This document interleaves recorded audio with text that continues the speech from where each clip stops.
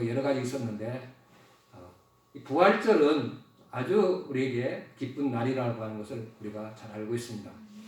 오늘 예수님의 부활을 기념하는 이 부활절 감사예배, 3일 만에 우리가 죽은 지 3일 만에 부활하신 이렇게 주님의 부활절을 우리에게 주신 하나님 앞에 먼저 영광을 돌립니다.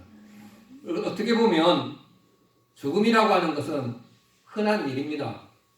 여러분, 우리가 보면 병들어서 우리 주위에서 많은 사람이 죽고, 또 우리가 보면 사고로 인해서도 많이 죽습니다. 또 전쟁으로 인해서 우리가 우리 주위에서 많은 소식들을 많이 듣습니다.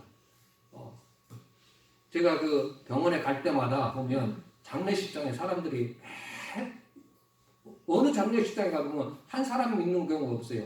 여러 사람이 있는 걸 봅니다. 그러니까 부산에 있는 병원에서만 해도 몇 명 이렇게 하루에 장사 지내는지 모를 정도로 이렇게 지내는 거죠. 그러면 우리 온 전 세계에서 하루에 죽어가는 사람이 몇 명일까? 여러분 아십니까? 1초에 5명씩 죽습니다. 1초에 똑딱하면 5명 죽어요. 그렇게 많은 사람들이 죽어가고 있습니다. 또 오늘만 그런 게 아니고 내일도 모레도 그렇게 계속 그렇다는 거죠. 이만큼 죽음이라고 하는 건 너무나 흔한 사건입니다. 그런데 우리 예수님의 죽음은 특별한 것입니다. 왜냐하면 모든 사람들은 죄로 인해서 우리 하나님의 말씀처럼 죄의 값으로 우리 사망에 이르게 되었습니다. 그래서 한 번 죽는 것은 하나님이 정하시는 것이기 때문에 반드시 우리에게 죽음이 오는 것이죠. 그런데 예수님은 죄가 없으신 분입니다. 그런데 예수님이 죽으셨다고 하는 것은 특별한 거죠. 왜? 우리의 죄값을 대신 지신 줄 믿으시기를 주님으로 바랍니다. 대속의 죽음이라고 말합니다. 내 죄 대신 예수님이 대신 죽었다고 믿는 건 거예요. 이게 바로 예수님의 죽음이 특별하다 이렇게 말할 수 있겠죠. 또한 예수님의 죽음은 3일 만에 죽었다가 부활하셨다는 것이 특별한 죽음이라는 뜻입니다. 이 세상에 어떤 자도 부활한 사람이 없습니다. 우리 예수님이 첫 열매며 처음입니다. 나사로가 죽었다 살아났지만 그건 부활의 몸으로 태어난 게 아닙니다. 그냥 우리 육체의 몸으로 보여준 것 뿐이지 다시 살아나면서 이 세상에 누구도 그렇습니다. 어떤 사람이 열흘 만에 살아났다는 이야기도 경우도 있습니다. 그런데 어떤 사람은 이제 이틀 만에 가서 죽으려고 간을 이렇게 하는데 그때 다 숨 쉬는 거 보고 또 꺼내기도 하고 그런 경우도 있습니다. 그런데 예수님의 부활은 그런 죽었다가 살아나는 그런 것이 아니라 우리 예수님은 부활의 몸을 가지고 다시 살아나는 것이 특별하다는 것이죠. 이게 예수님의 어떻게 보면 죽음에서 우리에게 주는 그런 내용이라 할 수 있습니다. 여러분, 예수님의 부활이 없었다면 우리는 구원받을 수 없습니다. 예수님의 부활이 그토록 중요한 것은 바로 예수를 믿어야 구원이 있고 부활을 믿어야 구원이 있기 때문에 그렇습니다. 그래서 사단이 가장 싫어하는 것이 뭐냐면 예수를 믿는 것입니다. 부활을 믿는 것입니다. 그래서 처음 예수님의 부활하신 날부터 지금까지 사단은 계속적으로 미혹하고 시험하고 또 어떻게 보면 사단은 방해를 하는 거죠. 부활을 믿지 못하도록 방해하는 역할을 합니다. 오늘 새벽에도 말씀드렸지만 예수님이 부활했다고 하는 것을 경비병들이 우리가 알았어요. 그래서 그들이 대제사장에 가서 말합니다. 그리고 그 장로들에게 말을 하죠. 그러니까 대제사장과 장로들이 뭐라고 합니까? 돈을 주면서 군병들에게 뭐라고 합니까? 예수님의 제자들이 우리들이 잠잘 때, 군인들 말하는 그 경비병들이에요. 경비병들이 잠잘 때 훔쳐갔다는 거예요, 시체를. 그렇게 말하는 것입니다. 그러니까 부활하신 첫날 그때 벌써 사단은 그 당시에 대제사장들, 장로들 그런 사람들을 마음을 통해서 예수님의 시체를 제자들이 두둑지를 갔다는 거예요. 근데 오늘 새벽에도 말씀드렸지만 잠자는 사람이 시체를 훔쳐갔는데 그걸 보고도 가만히 있겠어요?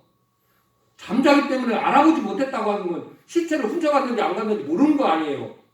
알았다면, 깨어나서 알았더라면 바로 그 로마 군인들은 얼마나 강한 군사력입니까? 그 사람들이 제자들 두려워가 벌벌 떠는 이 제자들, 예수님 십자가에 죽을 때도 같이 가지 못하고 재판하는 속에도 도망치다시피 거짓말하고 이렇게 하던 사람들인데 어떻게 그 경비병들이 있는데 시체를 훔쳐갔겠어요? 그러니까 첫날부터 사탄은 이렇게 말도 안 되는 그럴듯한 그런 말을 꾸며서 이렇게 부활을 믿지 못하도록, 부활을 증거하지 못하도록 방해했다는 것을 우리가 알 수 있겠습니다. 그래서 오늘날도 사탄은 우리 믿는 자들은 물론이와 믿지 않는 이 세상의 많은 사람들에게 방해하는 것이 뭐냐면 예수님의 부활을 믿지 못하도록 마음을 미혹하고 또 많은 사람들의 어떤 군중심리를 사상을 통해서 동원해서 지금도 방해하고 있다는 사실이죠. 여러분 오늘 말씀은 그러한 것이 초대교회 때도 있었다 하는 것을 우리에게 잘 보여주고 있습니다. 고린도전서 15장 12절과 13절에 보면 그리스도께서 죽은 자 가운데 다시 살아나셨다 전파되었거늘 너희 중에서 어떤 이들은 어찌하여 죽은 자 가운데서 부활이 없다 하느냐. 만일 죽은 자의 부활이 없다면 그리스도도 다시 살지 못하느냐. 초대교회 고린도 교회의 교인들 중에 부활을 믿지 못하는 사람들이 있는 거예요. 부활이 없다는 겁니다. 이렇게 주장하는 사람들이 교회 내에 있다는 거예요. 그래서 사도 바울이 고린도 교회 편지를 보내면서 예수님의 부활에 대해서 말씀하고 있는 그런 대목을 오늘 본문 말씀이죠. 또한 우리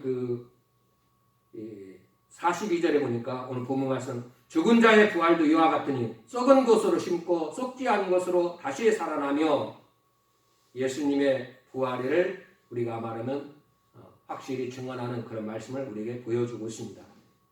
요한계시록 1장 17절과 18절에 보면 두려워 말라 나는 처음이요 나중이니 곧 산자라 내가 전에 죽었으나 볼지어다 이제 세세토록 살아있어 사망과 음부의 열쇠를 가졌노니 내가 전에 죽었던 자이다 예수님이 말하는 겁니다.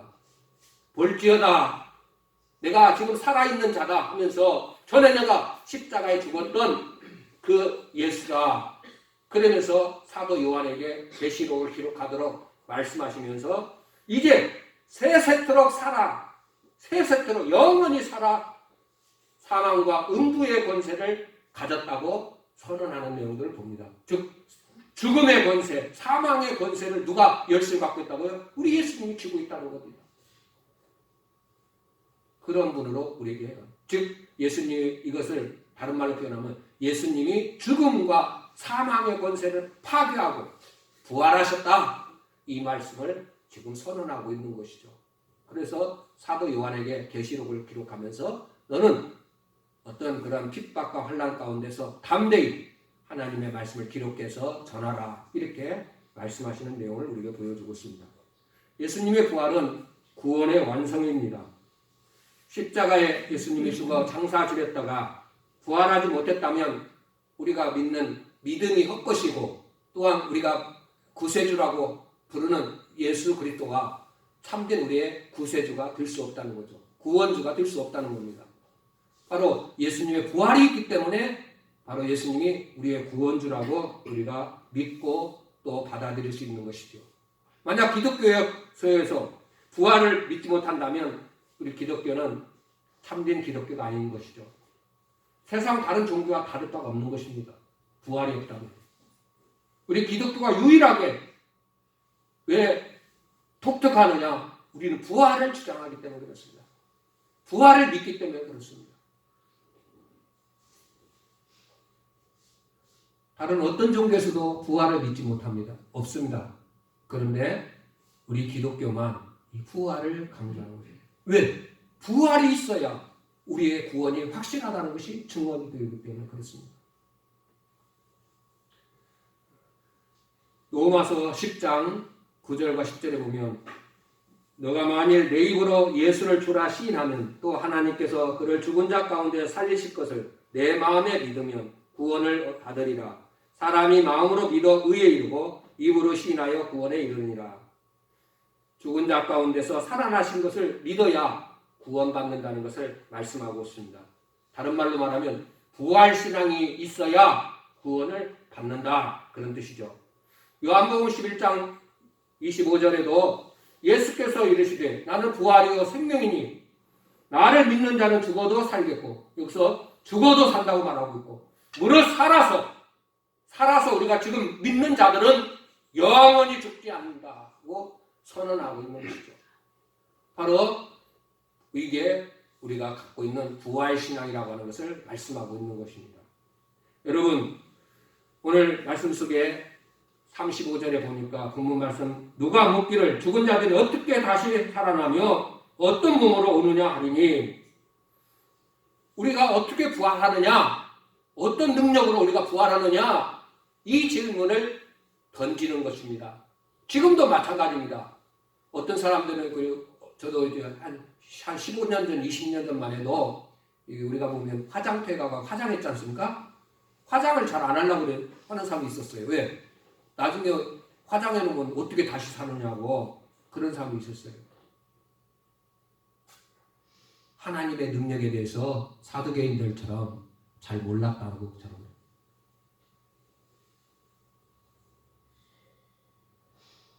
완전히 불타가지고 우리 몸이 다 타고 뼈조차도 남지 않고 아무것도 개뿐이고 먼지로 되었다 할지라도 우리 하나님은 부활시킬 수 있는 창조에 전능하신 그런 하나님이신 것을 믿어야 되는 거죠. 그런 믿음이 있으면 그게 문제가 있으면 우리가 뭐 어떻게 죽었든 우리 몸의 시체가 다 사라졌다 할지라도 그게 무슨 문제가 있겠습니까? 몇천 년이 더 썩어서 물이 됐다 한들 그게 무슨 의미가 있겠습니까?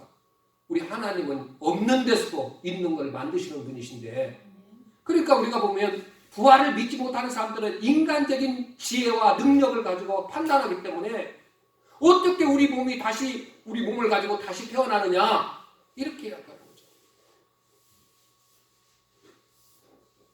그래 뭐 재밌는 얘기로 젊었을 때 죽은 사람은 젊었을 때 몸으로 태어나고, 또 아니면 뭐 늙어서 죽으면 늙은 몸으로 태어나는지, 또 우리가 말하면 어떤 지체 장애를 갖고 태어난 사람들은 그렇게 태어나는 건지, 여러 가지로 이렇게 좀 제발 하나님의 창조주의 그 전능하신 능력을 그렇게 우리 인간적인 지혜로 판단하지 말라는 겁니다. 오늘 이 고린도 교회도 마찬가지예요. 어떻게 우리 몸의 부활을 믿느냐, 어떻게 몸의 부활을 할 수 있느냐, 그렇게 묻는 거죠. 36절에 뭐라고 합니까? 어리석은 자여, 네가 뿌리는 씨가 죽지 않으면 살아나지 못하겠고 하면서 씨를 땅에 뿌렸을 때 그것이 죽으면 거기서 새싹이 나가지고 다시 열매를 맺고 그렇게 되지 않느냐 하는 그 자연의 법칙을 들어서 사도 바울이 예수님의 부활을 말하고 몸의 부활을 지금 증거하고 있는 것이죠. 여러분, 저는 이 봄에 씨를 뿌립니다. 깨씨도 뿌리고, 또 저기 그 옥상에 민들레 씨도 뿌리고 그렇습니다. 민들레 씨 압니까? 노랗게 피는 민들레 몰라요? 길가에 가다 보면 흔한 게 민들레인데, 근데 그게 하얗게 해가지고 이게 우리가 말하면 우리가 뭐라고 해야 됩니까? 보슬보슬 이렇게 털로 이렇게 해가지고, 근데 이게 바람이 날면 날아가거든요. 정말 솜털 모양 작은 이 알갱이 불과합니다. 근데 그게 떨어지면요, 거기서 싹이 나서 노란 그런 민들레 꽃이 피어납니다. 그 작은 죽은 것 같고 바람에 휙 날아가 버리는 그런 민들레가, 그 씨앗이 작은 알갱이 하나 떨어지면 거기서 싹이 나서 여러분 민들레 꽃이 피고 거기에서 또 열매를 맺고 그렇습니다. 얼마나 강한지 모릅니다. 민들레는 강한 식물입니다. 이러와 같은 이야기를 지금 하는 거예요. 사도가. 그 씨가 살아있으면 땅에 떨어져서 죽으면 썩어지면 거기서 싹해 나가지고 다시 얻지 않느냐, 이런 말씀이죠. 단 한 번뿐인 인간의 부활, 사람의 부활 마찬가지입니다. 이것은 하나님의 능력에 의해서 이루어진다는 것을 우리에게 말씀합니다.